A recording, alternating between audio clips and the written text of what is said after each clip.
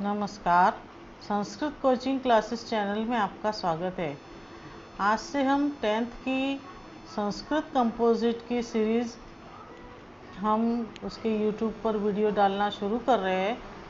तो उसमें हम आज पहला लेसन आद्य कृषकः पृथुवैन्यः देखने वाले हैं। प्रथमः पाठः। सबसे पहले प्रस्तावना देखेंगे हम। ऋग्वेदात एषा कथा उद्धृता। वेन भूपतेः पुत्र वैन्यः एव पृथुवैन्य इति नाम्ना ज्ञातः। स प्रजाहितदक्षः आदर्शसम्राटः इति स्मृतः। भारतदेशे पृथुना एव कृषिकार्यं प्रारब्धं, संशोधितं, विकासं प्रतिनीतं च। स एव कृषिविद्यायाः जनकः इति मतः। अत एव स प्रथमः कृषकः। धारित्र्याः पृथिवीः इति नामाभिधानं पृथोः कार्यस्य स्मारकम् इति मन्यते बुधः। प्रथम पाठः। फर्स्ट लेसन आद्य कृषकः पृथुवैन्यः। आद्य कृषकः सबसे पहला, कृषकः किसान। आद्य मीन्स सबसे पहला। कौन था? पृथुवैन्यः। पृथुवैन्य ये सृष्टि में सबसे पहला किसान था। उसके बारे में हम अब आगे देखेंगे। ऋग्वेदात ऐसा कथा उद्धृता। ये जो कथा है वो ऋग्वेद में से ली गई है। उसमें वेन भूपतेः पुत्र वैन्यम एवं पृथुवैन्यम इति नामना ज्ञात। अब वेन भूपते का पुत्र जो था वो वैन्य एवं पृथुवैन्य इति नामना ज्ञात। वेन भूपति यानी वेन जो राजा था उसका पुत्र वैन्य, वो भी उसका नाम फिर पृथुवैन्य इस नाम से वो ज्ञात था, यानी इस नाम से वो फेमस था। स प्रजाहित दक्ष, वो कैसा था? प्रजाहित दक्ष था, प्रजाओं का हित करने वाला था, दक्ष था, कुशल था। आदर्श सम्राट इति स्मृतः, इस तरह से आदर्श राजा था। प्रजाहित दक्ष, प्रजा के हित में कुशल, ऐसा आदर्श राजा था और इसी कारण उसको स्मृतः याद किया जाता था। भारत देशे पृथुना एव कृषि कार्य प्रारब्धम।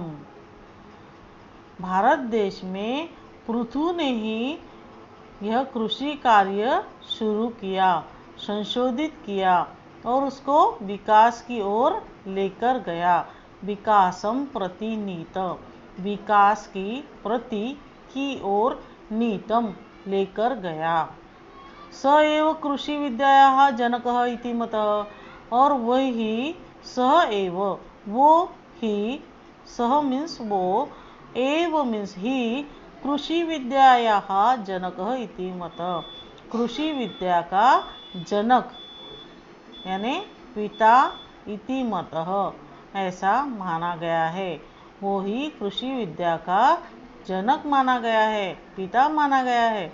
अतः एव सह प्रथम कृषकः, और अतः एव इसीलिए ही सह वो प्रथमः कृषकः, इसीलिए वो पहला किसान माना गया है। धारित्र्याः पृथ्वी इति नामाभिधानं पृथोः कार्यस्य स्मारकम् इति मन्यते बुधः।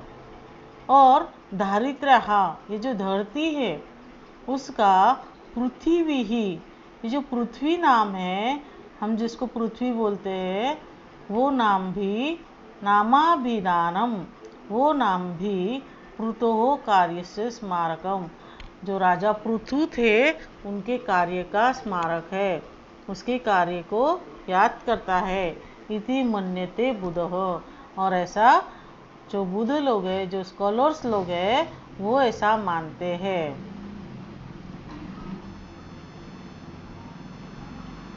अब हम लेसन स्टार्ट करते हैं। पहले मैं एक पैराग्राफ पढ़ूंगी और उसके बाद उसका वर्ड टू वर्ड ट्रांसलेशन बताऊंगी। भूपालः पृथुवैन्यः नामधरायाः प्रथम अभिषिक्तः सम्राटः। प्रयागदेशे पृथुनृपस्य राजधानी आसीत्। राज्याभिषेकसमये चारणाः पृथुनृपस्य स्तुतिं गातुम् उत्सुकाः। तदा पृथु आज्ञापयत्, तिष्ठन्तु चारणाः, यावद् मम सद्गुणाः न प्रकटीभवन्ति तावदहं न स्तोतव्यम्। स्तवनं तु ईश्वरस्य एव भवेत्। स्तुतिगायकाः पृथुनृपस्य एतादृशी निःस्पृहतां ज्ञात्वा प्रसन्ना अभवन्। भूपालः पृथुवैन्य। भूपाल मीन्स राजा। पृथुवैन्य, राजा पृथुवैन्य नामधरायाः प्रथम अभिषिक्त सम्राट। पृथुवैन्य नाम का राजा धरती पर, धरायाम मीन्स धरती पर, पहला अभिषिक्त सम्राट, सबसे पहला अभिषेक किया हुआ राजा था। प्रयाग क्षेत्रे पृथुनृपस्य राजधानी आसीत्। और प्रयाग क्षेत्र में पृथु राजा की राजधानी थी। राज्याभिषेक समय चारणाः पृथुनृपस्य स्तुतिं गातुम् उत्सुकाः। अब राज्याभिषेक के समय सभी जो वहाँ के राजदरबारी थे वो उनकी स्तुति गाने के लिए उत्सुक थे, उनकी प्रशंसा, स्तुति मीन्स प्रशंसा करने के लिए उत्सुक थे। तदा पृथु आज्ञापयत्, तब राजा पृथु ने आज्ञा दी।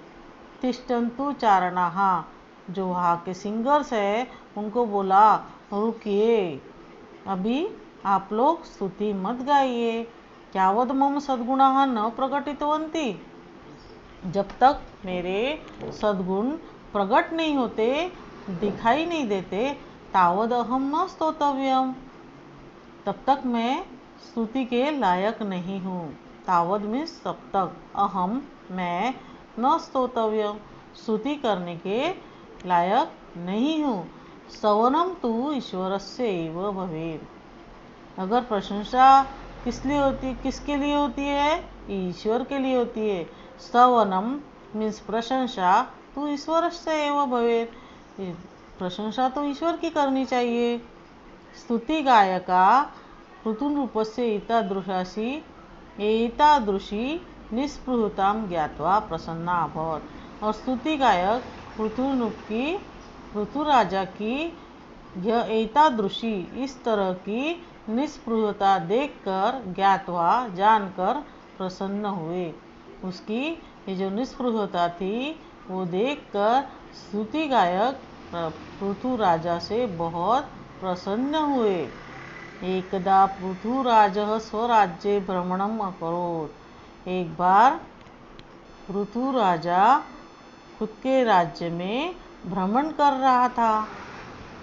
भ्रमण समय तेन दृष्टः यत् प्रजा अतीव कृशाः अशक्ताः च।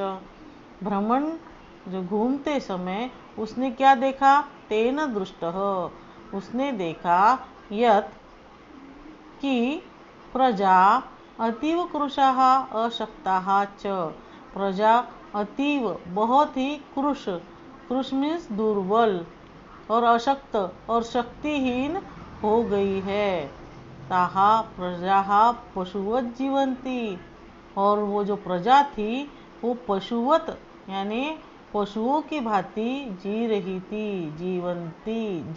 थी, जीवन यापन कर रही थी। निकृष्टा अन्नम खादन्ति, और निकृष्ट अन्न खा रही थी।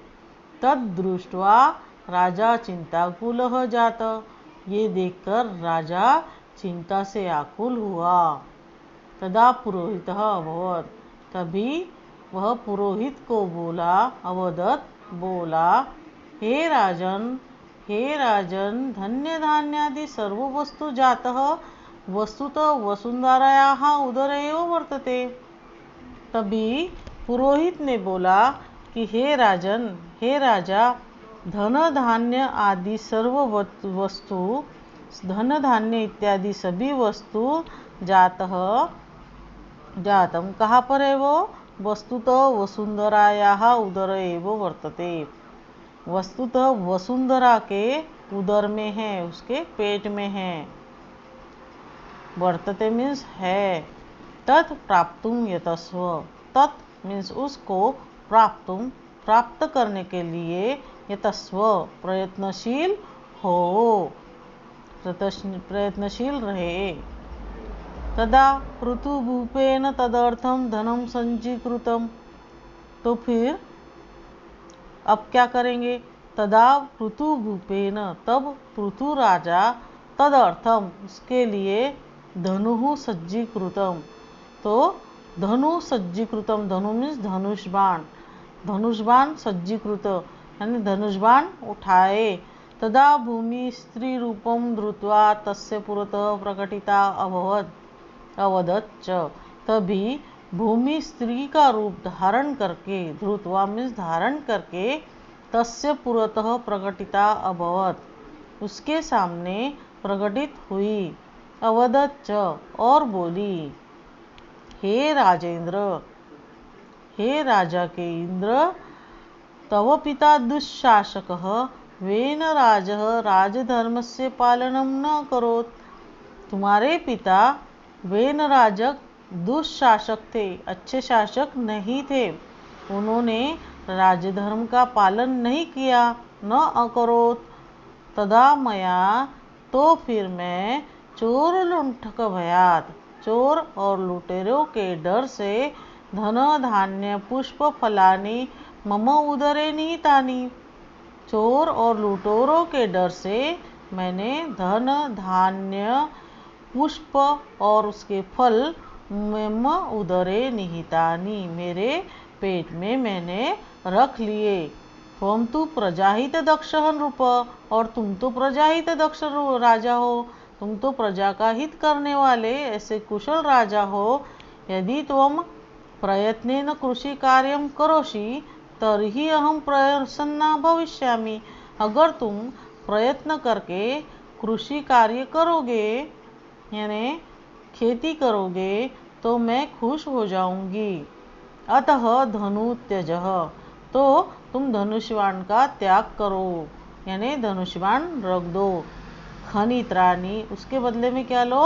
खनित्राणी, हलान उदालकानी, और कुदाल लो, हल लो, और वो जो खेती के सब सामान होते हैं वो तुम हस्ते गृहीत्वा, हाथ में लेकर, प्रजाजनैः सह कृषि कार्य करो, और प्रजा लोगों के साथ, प्रजाजनों के साथ कृषि कार्य करो, खेती करो।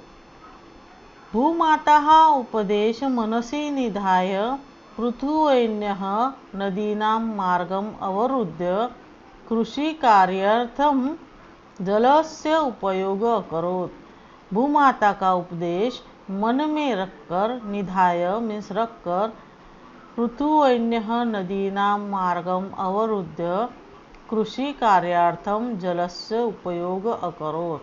कृषि कार्य के लिए जल का उपयोग किया। क्या क्या किया? भूमातः उपदेश मनसि निधाय, भूमाता का उपदेश मन में रखकर पृथुवैन्य ने नदी का मार्ग अवरुद्ध किया। अवरुद्ध किया मीन्स रोक दिया। रोक दिया मीन्स क्या किया? वहाँ पर नदी में जो बहने वाला पानी था उसको रोक दिया, और वो पानी रोक कर उसका उपयोग किस लिए किया? अपनी खेती के लिए किया। वृष्टि जल संचय कृत्वा जल व्यवस्थापनम अकरोत्। उस समय भी राजा ने वृष्टि का जल संचय किया। जिस तरह से हम आज वृष्टि का जल संचय कैसे करते हैं? रेन हार्वेस्टिंग करके, उसी तरह राजा ने भी रेन वाटर का उपयोग किया और जल व्यवस्थापन किया। और कैसे पानी देना है, कब देना है? पहले पानी अगर जमा होगा तभी तो हम दे सकेंगे ना। तो उसका व्यवस्थापन किया।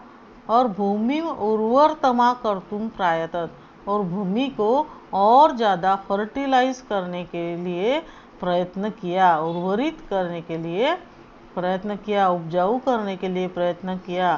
तदनंतरम तस्मिन् क्षेत्रे जनाः धान्य बीजानि अवपन्, और उसके बाद उस खेत में, क्षेत्र मीन्स खेत, फील्ड, उसमें लोगों ने जनाः धान्य बीजानि अवपन, धान्य के बीजों का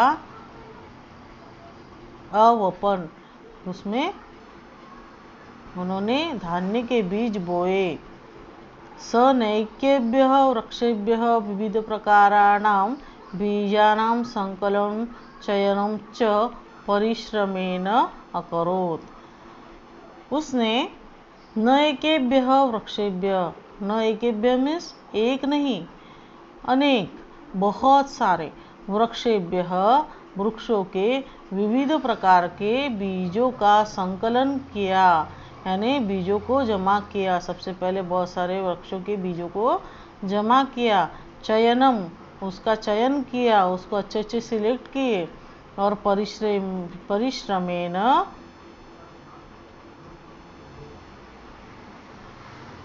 बहुत ही परिश्रम से विविध प्रकार के बीजों का संकलन किया और चयन किया। अनंतरम बीजानां संस्करणं कृत्वा वपनम अकरोत्, और अपने बीजों का संस्करणम किया। संस्करण किया मीन्स उस पर प्रोसीजर की, बीजों पे प्रोसीजर की, और फिर वपनम, और फिर उसको बोया।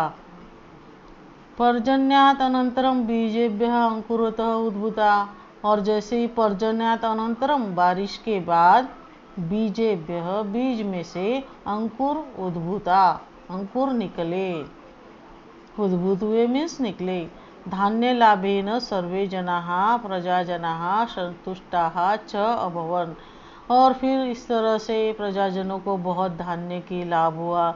जिस तरह से प्रजा बहुत ही पशुवत जी रही थी, अशक्त हो गई थी और कुछ भी खा रही थी, निकृष्ट अन्न खा रही थी, तो लोगों को बहुत ही धान्य का लाभ हुआ। और इस तरह से सर्वे प्रजाजनाः संतुष्टा अभवन्, बहुत ही सभी प्रजाजन उसके संतुष्ट हुए, सेटिस्फाइड हुए। एषः कल्याणकारी नृपः पृथ्व्यां प्रशासने अग्रणी जेन सेवावृत्ति च अभवन्। इस तरह से यह कल्याणकारी राजा पृथ्वी पर प्रशासने, अपना प्रशासन करने में अग्रणी, सबसे आगे, और जन सेवावृत्ति हुआ, और सभी जन के सेवाव्रत का सबसे ज़्यादा अग्रणी हुआ। पृथुवैन्यस्य आदर्शभूतानि कार्याणि, पृथुवैन्य की आदर्शभूत कार्य कौन कौन से थे? पृथुवैन्यस्य जनसेवा, संरक्षण व्यवस्था की उसने, जल व्यवस्थापन किया, कृषि संशोधन किया, आरोग्य सुविधा की, पशुओं के लिए उसने पशूनां कृते रक्षितानि तृणक्षेत्राणि, और उनके लिए तृण घास फूस वगैरह उनका अरेंजमेंट किया। अन्न दुग्धानी व्यवस्था की, अन्न और दूध वगैरह की व्यवस्था की, पूरा नगर का व्यवस्थापन किया, और शिक्षण व्यवस्था की। इसीलिए यह राजा अग्रणी जन सेवावृत्ति हुआ। तो आपको कैसा लगा यह लेसन, आप कमेंट करके ज़रूर बताएं। अगर आप इस चैनल पर नए हैं तो इसे सब्सक्राइब करें। और आपकी क्या क्या डिमांड है, आपको कौन से लेसन समझना है, अगर आपको कुछ और मैटर चाहिए तो आप उसके लिए कमेंट करके बताइए। धन्यवाद।